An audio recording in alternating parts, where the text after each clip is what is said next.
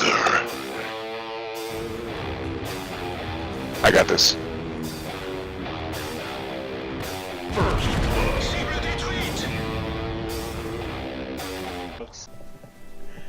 Hey folks, this is ioEther, and we're back with some more World of Tanks. So as you can see, this is a max panel in his T26E5, the Patriot. This is of course a tier 8 game on Arctic region. He's teamed up with, where is he? There we go. We got Slim Jim in the AMX M4, and then over there we have Warpy and the UDES. UDES. Whatever. Either way, there's two of them. And so I'm sorry, I still got the bad audio, or worse audio, I guess. I've realized the problem now. The other mic's dead. I'm 90% certain. I have tried multiple programs with it. I've tried like everything I can think of to figure out the problem. I realized in the last weeks that I was having to boost the audio on it more and more, and now it's just down to the point where it technically it still works, but I have to boost the audio by like 20 decibels so you guys can actually hear what I said on it, which just isn't worth the time or effort. So I'm just gonna have to get a new mic, or new good mic anyway. So yeah, until then we are stuck with the old audio. Old audio, yeah, that's what this is. Old audio from this thing. And I'm sorry, we'll see when the next time I can get a new mic is. Anyways, we're just gonna watch as Max takes his first shot of the game, aiming at the Scorpion G, not hitting the Scorpion. Now, I was gonna note that we do actually have. I really want to say something about him waiting until the Scorpion moves before he fired. But anyways, I was going to talk about the fact that there's two FV304s on the enemy team, and then one died. So now there's only one FV304 on the other team. But even still, one FV304 is a real pain. It's going to track anything it makes, it lands a shot on. And it can keep you pinned in place indefinitely if you don't have a repair kit handy, which means once you blow the repair kit, it will just keep you pinned in place, and then eventually that's a great way to die to other enemies. Good job by Slim Jim running down there, taking out that Tiger P. Unfortunately, we did lose a bunch of teammates in the process, and good job from Max taking out the Scorpion G. So I'm not going to say we control this corner, but we control it a lot better than we used to. There's only a T150, it's okay, way over there, and of course the FV304 over here still. So I guess they don't actually have any tank destroyers on their team, so the likelihood is nothing is in cover. I wish he'd stop for that shot, but I understand why he didn't. And he'll place this front right where it's supposed to be, and then Lurpy gets the ammo rack. Because, you know, that was necessary. We're gonna get shot here, except that last minute change of direction just before the shot comes in manages to make it so the shot just bounces off us. Wait, I could swear Slim was on a lot more health than almost dead. I think he just got hit, and that shell just penned him from an artillery, which probably means he just took like 1,000 damage. I'll rewatch the replay in a bit, and tell you guys in the post battle report or whatever what is up with that. Unfortunately, though, this loses the ability for us to have a brothers in arms. You know, I know you guys like each other, but maybe you don't hug in the middle of a game, right? It makes us all a little bit uncomfortable. Anyways, our E25 is going to take it there. S51. And get revenge for Slim. In the meantime, Max is just going to run up here and hopefully not run into enemy fire. He's going to hopefully find somewhere where he can either get some cover or these guys are not going to be paying attention. The ladder would be the better option because he doesn't want them to cap while he's stuck pinned down in a location. So he's going to keep pushing forward.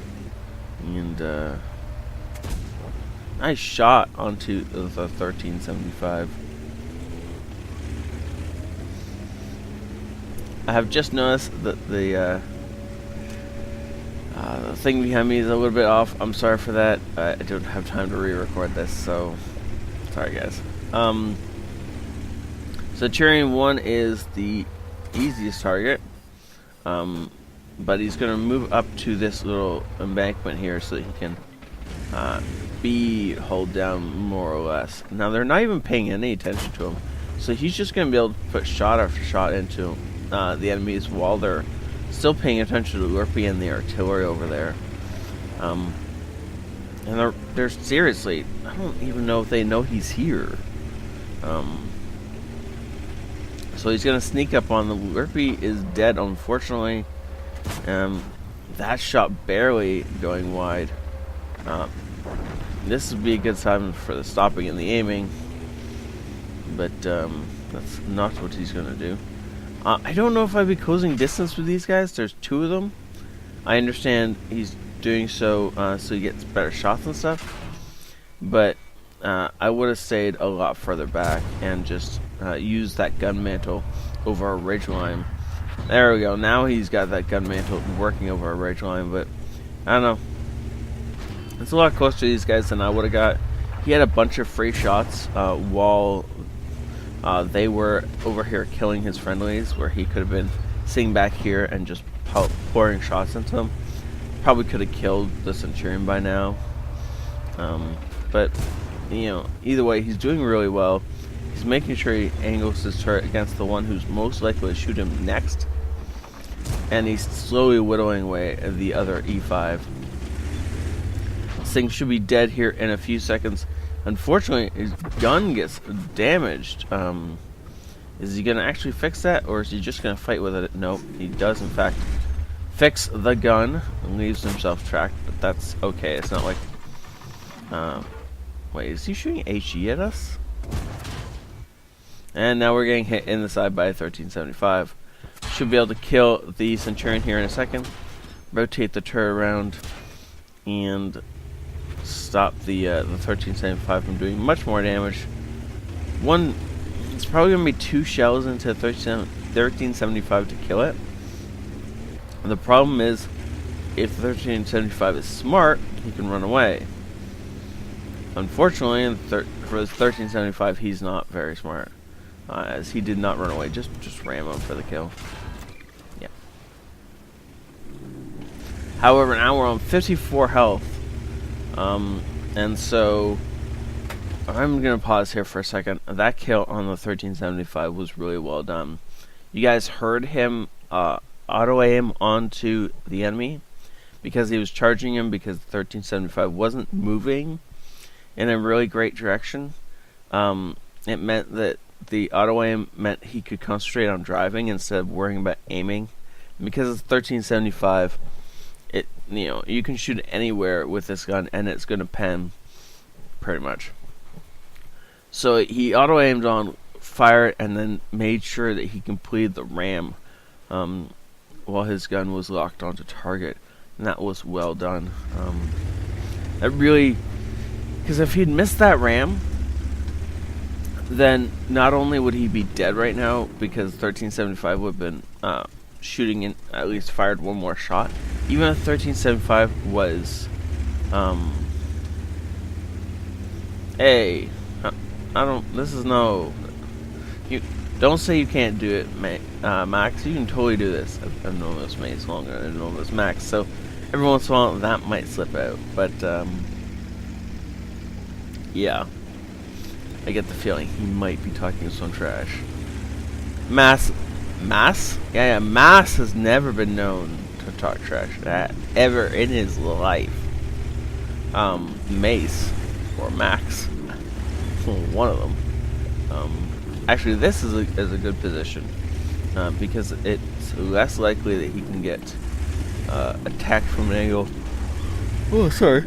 That he cannot defend against. The likelihood of, well, actually, I don't think he can get shot from way back there. It would be close shot into his core, but likelihood of the WZ getting way back there this fast is very, very small. WZ is probably going to try and circle around and come up behind him, and he's going to get spotted somewhere back here. And then we're going to see what happens from there. That, or maybe the WZ is... He's got 5 minutes. It's enough time for him to get all the way around the map if he wanted to. Try and sneak up from this location. Put some shots into our side if he thinks we're here. Oh, no, he's just going to make a run for it. Okay, well. WZ realizes where we are. I don't know if he understands this mistake yet, but now he might. We're in a better spot as far as everything goes. We have the high ground on him. We have cover here that we can use, and the downside is that he has concealment if he uses it right, which right now he's not. One more shell from each of them will finish this game. One more shell that connects, sorry. So Mace has to be really careful here, because if he pokes it at the wrong time and the WZ is sitting behind a bush waiting for him, you can definitely catch him right here. Which is exactly the thing that Mace is worried about. He's worried about the WZ getting away from him. He's also worried about the WZ shooting him from behind concealment. He does have gold loaded, but so would I. This is the time where you do not want to miss a shot. So that's what happened. So the WZ was sitting behind this tree. We couldn't see him until he fired. Once he fired, he's revealed, but he's all the way back behind the ridgeline at this point in time. Yeah, it's going to make this shot really, really difficult. As long as this WZ continues this kind of play, Max is going to be in some trouble. However, the likelihood of the WZ being skilled enough to pull this off a second time is small. Thankfully. Oh, look at that. We caught him. They're trying to get into the tree. But he obviously has sixth sense. He knows he was lit. And he pulls back immediately. Well, this is going to be one of those games. So, the WZ is a really good tank. It's a really fun little scout tank to play. If you enjoy scout tanks, then it's a good brawler more than it is a true scout tank. But it's good in whatever role you want to use it for. Let's see. I played this thing for probably 4 or 5 months before I put it down. And it didn't fit my playstyle is the only reason I put it down. I like the American Scouts and I like the French Scouts. The rest of them tend to be a bit bulkier than I want them to be. The T21 being by far one of my favorite. T21 is not a scout tank. T71, or yeah, T21 is a scout tank, but T71 is what I was thinking about. Anyways. T71 being by far one of my favorite scout tanks. That and, of course, the 1390. Partially because of the auto loader, but mostly because both tanks have a smaller camo value. And you can get them into these kinds of positions and then deal damage from places that people don't think you can get to. And so, it's really fun to turn the tables on by hiding in bushes that are so small that you, looking at them, would not think a tank could sit in that bush and be camoed up. Unfortunately, we're at the 2-minute mark, so one of these two guys has to make a mistake pretty soon. Now, in his in his email, Mace did say that he was against the Unicum, so I'm going to say that this is that battle. Both these guys are obviously have incredible amounts of skill, and the WZ did in fact get the surprise shot off on us again. He really likes sitting behind that tree. The difference is that that last shot bounced. Where did it bounce off of? Right there, right off the edge of our gun mantle. Another, what, inch, 2 inches, and that would have been the end of that game. So, Max has to figure something else out now. Is he reversing, trying to shoot over the rock? Is that what's going through his head? Or he's just pulling back to a completely different position? Ah, look at that height advantage. Look at that. When he was down there, he couldn't see over this ridgeline, and now he has a much better opportunity to shoot over this ridge and down into his enemy. But he's only got 30 seconds left to do this in. So the WZ has to make another mistake in the next... Ooh, there's the last mistake. And he tracks him out in the open. WZ obviously does not have a repair kit left. That was brilliant. That was actually really good from both enemies. So, two things. So, the fact that once Max tracked him, the game was over. But it wasn't necessarily over in the way you're thinking it was over. As soon as Max tracked him, one of these two was dead. Which one was up to both of them? The WZ was already aiming in and getting ready for his shot when Max pulled out. If Max had pulled out another couple feet out to like here, say, he'd be dead. Because the WZ was all set and ready to fire as soon as we were out far enough that he could take that shot. He took that shot, but Max had stopped in such a position that a shot bounced off of our gun mantle.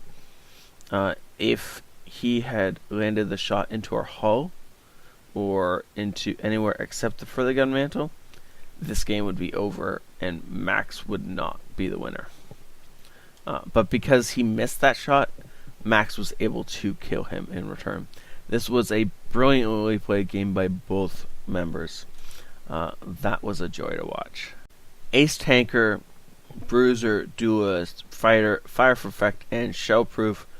And then he manages to get cool-headed. Wait, when? Was that the end of the game? I think this was at the end of the game. Survive at least 10 ricochets and non-penetrations in a row from enemy players. Wow. Okay. Normally you get that with autocannons, not with autoloaders and single-shot weapons.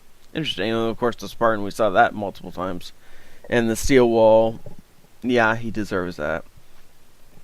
And the high caliber, he definitely deserves a high caliber. Look at this. Okay, everyone who wasn't in the platoon didn't even do 1,000 damage in that game. This is a tier 8 game. And tier 8 game, you end up with somebody not even doing 1,000 damage. That's just like unheard of. That's insane. And then these three, of course, did their best to carry. Wow. Out of curiosity. Okay. So I must have done like probably 400 or 500 damage to Slim Jim then if he got 3 penetrations and 1,000 damage. So I guess Slim was on a lot less health than I thought he was. Oh well. 34 shots fired for all that damage. And then of course 2,700 blocked by armor. And who did he block the most damage from? Oh, look at that. Yeah. These two guys. That is funny. Good job. Well played by Max here. And well, just that duel at the end was awesome. I do have to give props to this guy. He Obi-Wan Kenobi, yeah. Hobo One Kenobi, I guess, is actually his name. He deserves some props. He did really, really well in that WZ. That would have been a hard duel for anyone to fight, and he did it really well, and almost killed Max a couple of times. That was awesome. Thank you so much, everybody, for saying this in. Thank you also for watching. If you want to support the channel, then the best ways to do so are to tell your friends about it, obviously. The more that we get in here, the merrier, the better. Hit the like button so I know you enjoyed the content. Hit the dislike button if you want to, too. That's perfectly fine by me and YouTube. And hit that notifications button so you guys can see all my content and not just the stuff YouTube decides that you might want to watch. I personally hate when computers try and tell me what I want to watch. Anyways, thank you all. Have a great night. This is ioEther out.